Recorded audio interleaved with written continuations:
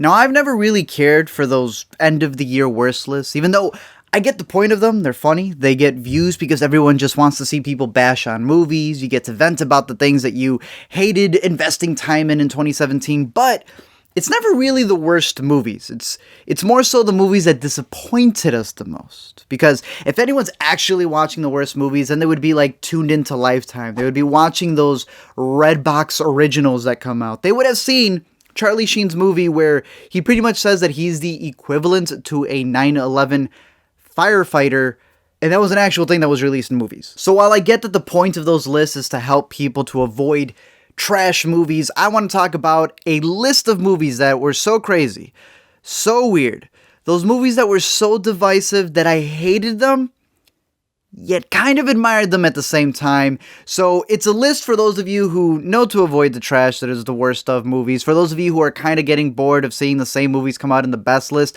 This is for those of you who go to the movies and don't feel and just need something completely different, something that's more of a challenge, and for those of you, it might be movies that you may want to avoid and just utterly hate even more than the worst list.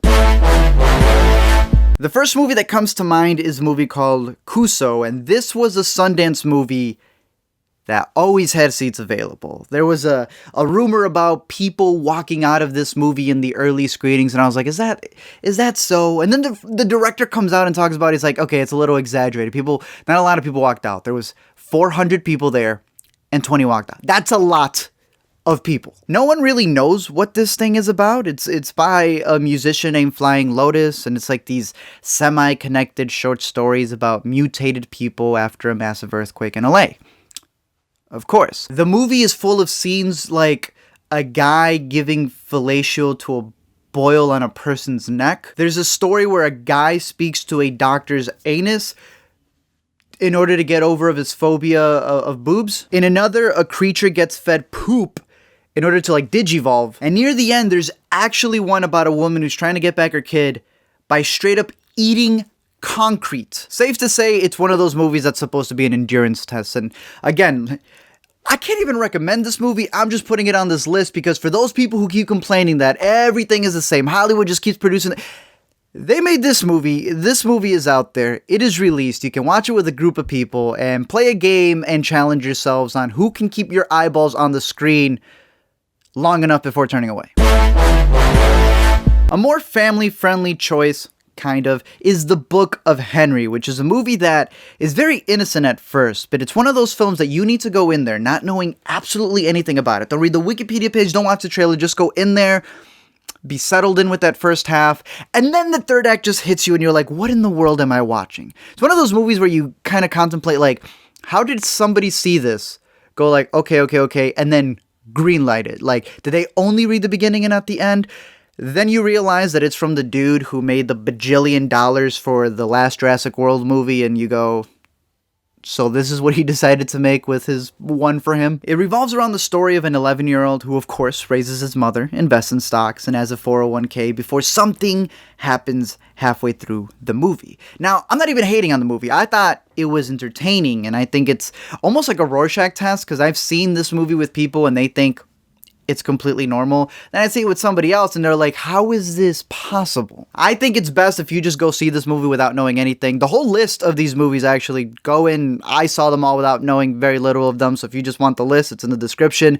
This is a perfect one to just go watch. See what you think about it, because it gets a little bonkers in the second act. And like I said, there is a scene in a gun store that is pure cinema magic.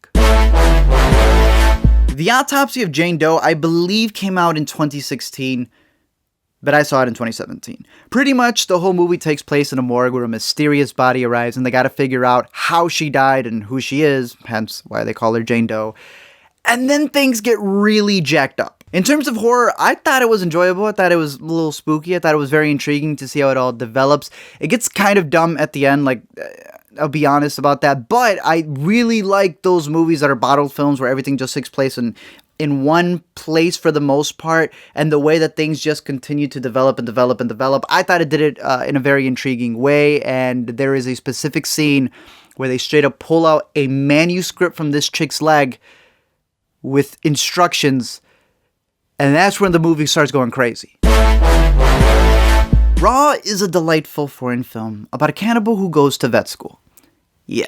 I think it has one of the craziest scenes of the year involving scissors. I think that the actress in the movie does a fantastic job. I think she's one of the best younger actors performances in 2017.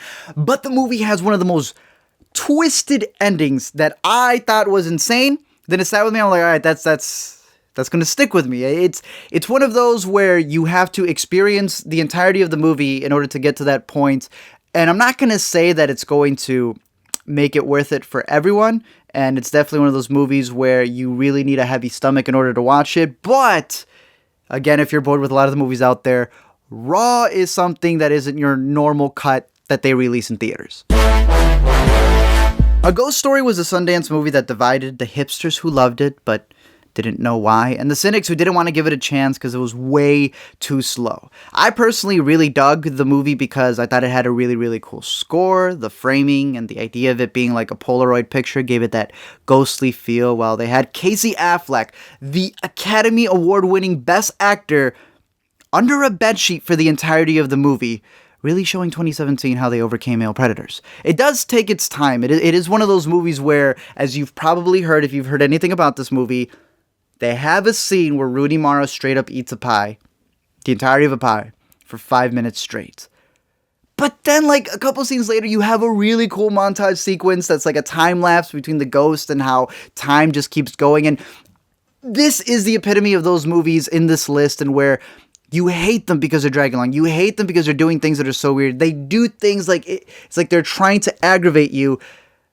But then there's just this rawness of it. There's just something about it that feels like it's not a studio-produced movie. Like someone's really trying to do something. They know they're not going to make their money back for this movie, but they did it out of love. They're doing it because there's a personal story to it. And I think A Ghost Story really envelops that. It's a movie in where you have sequences that just visually tell you what the movie is about life and time and death and all these things. And then at the same time, they'll have like a drunk dude come out and spit exposition that's worse than a Christian movie. So Ghost Story, maybe you'll fall asleep in it. Maybe you will realize that everything in this world that's made out of materials is completely pointless and we're all gonna die one day. The Killing of a Sacred Deer has the most jacked up character of 2017. Some of you may think that was going to be Will Poulter in Detroit, and he's messed up. Some of you thought maybe it was the family in Get Out, and they are crazy. But Joel Edgerton Jr. here takes the cake. It's a story of a doctor whose family starts dying out of nowhere. They're like losing their limbs, they're bleeding out of their eyeballs, and pretty much the dude is given an ultimatum in where he has to decide to do something or else they're just all gonna die. It's from the dude who did The Lobster, so if you've seen his movies, you know that he directs his actors to kind of act like middle schoolers in a rehearsal for the play that they're going to do. They have no emotion, everything is deadpan, and while it's an intriguing style, I don't think it worked the best in this movie, especially because he sets up more of a real world type setting. I think it worked better in The Lobster. I think The Lobster's a better movie, and I definitely think that Dogtooth is a better movie. And really, I'm putting it on this list because I just want to mention to people that they should definitely see Dogtooth because not a lot of people saw it. I definitely think it should have won the Oscar. Incendies was nominated that year. I definitely think that it should have been nominated for the Oscar. And it's one of those movies that a lot of people, again, it went under the radar. They should check that one out. And maybe Killing of a Sacred Deer will be able to do that and other people will be able to watch it because Killing of a Sacred Deer still stands on its own. It's on this list for a reason. It has one of the craziest scenes, the most tense scene dealing with spinning that happens in the third act. I don't want to spoil it, but sometimes people go like, yo, that scene had me on the edge of my seat, and then they forget it by the end of the year. But no, this movie literally had me on the edge of my seat during that scene. I was just like, cut to the next shot. They wouldn't cut to the next shot. It kept going, and this is why it's on the list, because I still remember it. Top of that, like I said, crazy performance by Joel Edgerton Jr., and it has that WTF moment that this director is known for. You will know what it is. You'll remember it because the actor does something super, super crazy. The audio guy decides to mix the audio levels up to 11, and it engraves in your mind, which I guess is the purpose of cinema. A quick roundup of other movies that you may like. The Void is a movie that I saw on Netflix. I saw with a group of people. I hate that it doesn't really develop into something, but nonetheless, it had such a small budget, and I thought the design to this was insane. I thought the way that they had some of the practical effects was crazy, and for that alone, I think it's worth the watch. There was another Sundance movie called Bitch, and this one is the story of a mom who decides to turn into a dog because she doesn't want to have those responsibilities anymore. I thought it was a little tedious, but I mean, you just heard the premise. Maybe your cup of tea. The Devil's Candy is a movie that is straight up satanic, and for those of you who don't feel, maybe this is the juice you need. For others, maybe it's Prevenge, the story of a woman who goes out and kills people because her baby is controlling her, because the baby is upset that the world didn't give him a father because he has no father. It is a crazy movie. If any of those movies intrigue you, let me know, or maybe you have other ones, because this is my list, and rounding up my list is a movie that was one of the most divisive films of 2017. I hated it and loved it at the same time, and that movie is Darren Aronofsky's Mother. This was a movie that literally, I'm not kidding you, gave an elderly lady an asthma attack the second time I watched it. And yes, I watched it multiple times for a video. This is a movie that had a cast of 666 people, yet it all takes place in one house. This is a movie that has a scene where Jennifer Lawrence gets beat up like crazy. This is a movie in where a baby gets eaten, and I understand why I got a cinema score of F, because a lot of people didn't understand what the movie was about, and they didn't understand that the whole thing was a metaphor. This is one of the rare cases where I truly believe that this movie should be spoiled before you go see it, especially if you're more of the general audience. You need to understand that the movie is about Mother Nature, that it's a metaphor about a creator, that it's a retelling of the Bible, but all within a house. It's one of those movies that personally I think is better to talk about than it is to rewatch. I think it sparks a very interesting discussion. Whether you hated the movie and whether you disagree with it, I think that movies that have you talking after the credits roll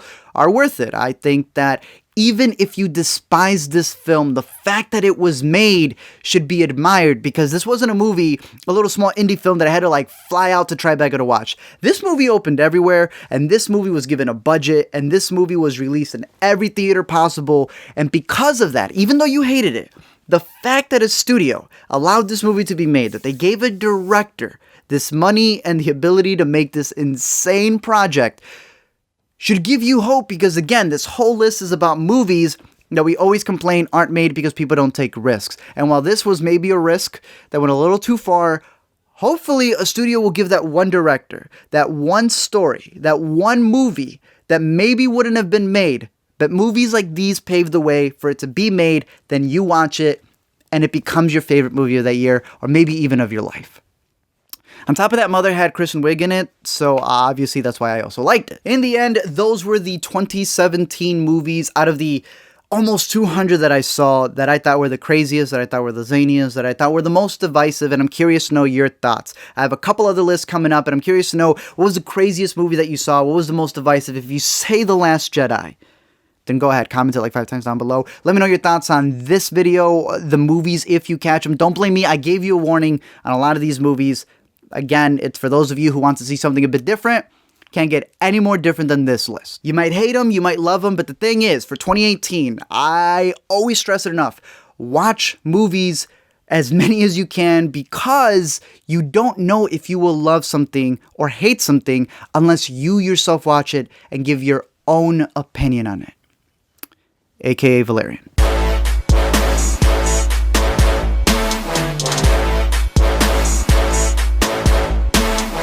Thank you guys for watching. I want to give a couple of YouTube recommendations for the film stuff, the film YouTubers that I watched throughout this past year who I think should get some love. I'll start this one off, especially since the video is about different type of things. Mikasakas, I believe is how you pronounce it. It's the boy right here. I think he does some really good breakdowns on movies. Then out of nowhere, the bro will hit you with this existential video. I think his editing is superb. I think the production that he puts into his videos are fantastic. And this is a recommendation that I've been checking out for the past year, and I want to give it to you guys. So go check him out.